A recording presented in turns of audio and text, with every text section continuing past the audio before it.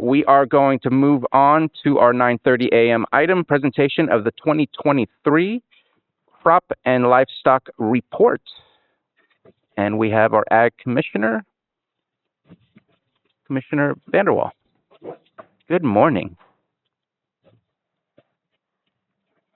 I always get excited about the crop report, and this is a good one this year.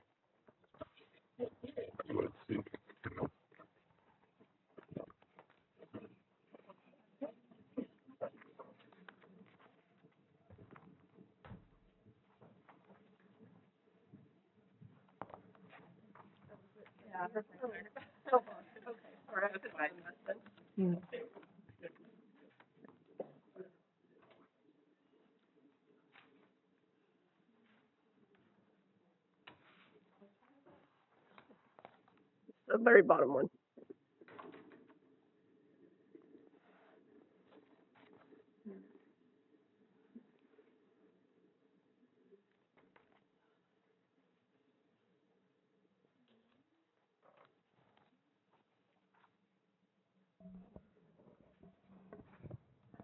Thank you. Good morning, Chairman Sabatier and Board. Good morning. Catherine Vanderwall, Agricultural Commissioner. So thank you for your time this morning. I'm going to present to you the 2023 Crop and Livestock Report.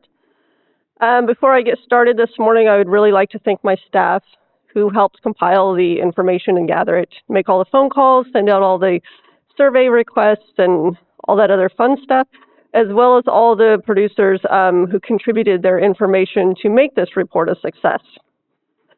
So what is the purpose of this report? Why do we do this every year? This report is mandated by the California Food and Agricultural Code.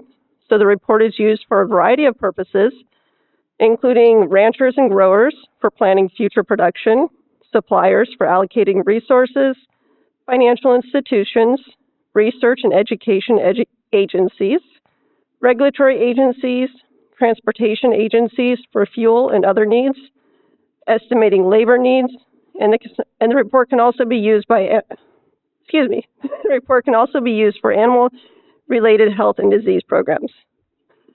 So the estimated gross production value for 2023 was approximately $140 million. So this is a 31% increase from 2022 and is also a new record for the county. So this surpasses the previous record set in 2017. So something I started last year and kind of continued with the trend this year, taking a look back at 50 years ago, what did the landscape of agriculture look like in Lake County? So you can kind of see some of our top commodities there, the acreage, with the exception of cattle and calves, which is represented by the number of head. So pears, we had about 7,000 acres. Wine grapes were just getting started in the county at 472 acres. We had a large walnut production at 9,000 acres. Our field and seed crops, so that would be hay, pasture, other types of crops like that, at 186,000 acres, and close to 8,000 head of cattle. So fast forward to 2023, you could see there's a decrease in our pear acreage. Wine grapes has increased significantly. We also see a decrease in our walnuts. Our field and seed crops are about halved. And our cattle and calves, the number of head have also dropped significantly. And this is just like a nice little comparison chart. With 1973 represented, oh my goodness. not 1793, 1973. Yes, correction there. Represented in the blue and 2023 represented in the orange. So it just kind of shows the shift in how things have gone. And then 20-year gross value comparison. So you kind of see the ebbs and flows. Crops fluctuate, markets fluctuate. And again, in 2023, that's our new record. The previous record was 2017, which is, what is that, salmon colored? At about 120-something million. Correct, yeah. It's another chart, gross values of our different commodities. You can kind of see the shift from 2023 in blue compared to 2022 in orange. So you can see the increases in livestock and poultry, as well as fruit and nuts.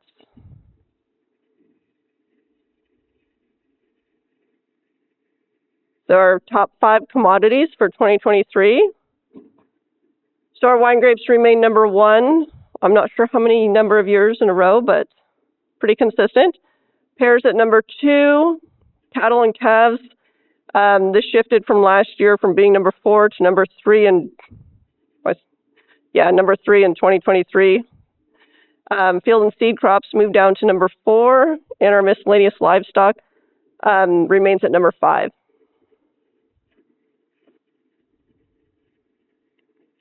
So cannabis production, this is the second year that the cannabis is included in the crop report. So I just have, I think 2022 it was reported in square footage, and then there was a request to convert that into acres, so that's what we did. So I do not have values associated with this. We just did not get enough survey responses to represent the industry as a whole. So we will continue to reach out to producers to see if we can get that information to hopefully someday include the values in the crop report. Is there any questions? Supervisor Paiska. So, and I apologize, I did not ask this of you this week, but we did have a conversation 6 months or last winter about it. In the past, was it 2018 or 2019? There was a comprehensive economic report. 2017 there was. 2017, okay. On agriculture for our county, and we had that conversation that maybe we should update that and take a new look at that since so much has changed. So I don't know how the rest of the board feels about that, or even how much work is involved with that, but that is something that I would like to see again updated so that we can have that for our awareness. Sure. That's actually something I would like to see updated also. Okay, good. Yes. And then we also know that wine grape acreage is decreasing, and it's already begun here. It's statewide. We do know that there's reductions here this year, and probably likely more coming too. And it's just the realities of the industry. So I don't know if you have anything to add about that either. Not much. I do know we have some vineyards here who are removing acreage, so that will be reflected. So I think that some of them have already started pulling acres. So we're still in 2024 right now, so that will be reflected in the 24 crop report. So I think, the values and the trends are going to look a little bit different for 24. Okay, thanks. And I would expect that report would be most likely January of 26 or December of 25, something like that. For the 2024? Yeah, like a year from now, basically. Yeah. I mean, the goal is to get it out sooner. Some of it's like we're waiting for industry reports to come out, and those usually come out in June or so. So, yeah, you could expect it late summer, early fall, maybe December next year. I just remember when I started that I think it was in January that we received the report. So as long as the report keeps coming, we keep getting updated to know how it is doing. I think that's what's important here. Quick question. It's obvious to me that the cannabis numbers that you're getting are from use permits. Do we know that they're active, or is it just what's currently approved? So those are, so the cannabis figures, that's not, so there's like 2 different sets of data, right? The CDD has the permitted approved acres, and then the tax collector's office has the acreage of what was actually grown. So that was from the tax collector's office of what was actually grown. Okay. Yeah. And so that's a very specific thing. The numbers that you're getting for everything else, is it based on agricultural employee ID? Is it based on, how do you get those numbers? How do you know that you're encompassing everybody that's doing agricultural work? What's the criteria that needs to be met in order for those numbers to count?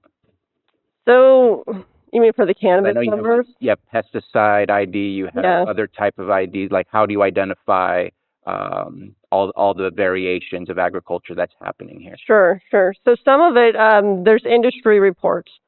So like timber, there's like a report that's issued by the state. Packing facilities, processing sheds, they have information on how much was produced for the county.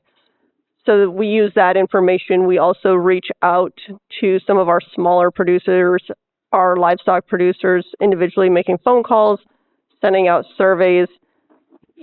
100% data return is not always going to happen. So we do the best that we can with the information that we have. So we always encourage people to, please provide your numbers. One, the information they provide to us is confidential. So, and as you can see with the report, there's nothing in the report that identifies any single producer. So it's just a comprehensive data set. Right. And I know that you're involved with our Food Policy Council group, and just looking at our vegetable crops going down to, I think it said 3 acres in 2023, if I'm correct. Granted, that doesn't include things like melons or other types of crops that fall under miscellaneous. Right. So there's a real number to figure out somewhere in there, but there's still a reduction. And while I value the idea of agriculture and the variety of things that can happen within agriculture, and it doesn't seem historically that we've had food production at a great amount other than walnuts or pears or the staple crops that we have here. But it definitely gives me motivation to keep working. And I know that we are planning to get our strategic plan completed very soon and bring that back to the Board of Supervisors to let the board know what is the plan with the Food Policy Council. And I appreciate your participation in that. But seeing those numbers, there's so many positives. And then I get to that one, I'm like, we're down to 3. Yes. We'll work on that. So thank you very much. Any other comments or questions? Let's open it up for public comment. Anyone wish to speak on the crop report? Come on up to the microphone, raise your hand in the Zoom room. Hello, Helen Owen. I'm curious, you have cattle and calves, but I didn't notice any other livestock or poultry. So is there statistics on that? I know we have a robust sheep industry here in the county and goats. So Sure. just other livestock. So we do, under the livestock production category of the crop report, we have what's called miscellaneous livestock. So that encompasses sheep, goats, hogs, because there's kind of a limited number of producers. To separate those out into their own categories would kind of identify those producers.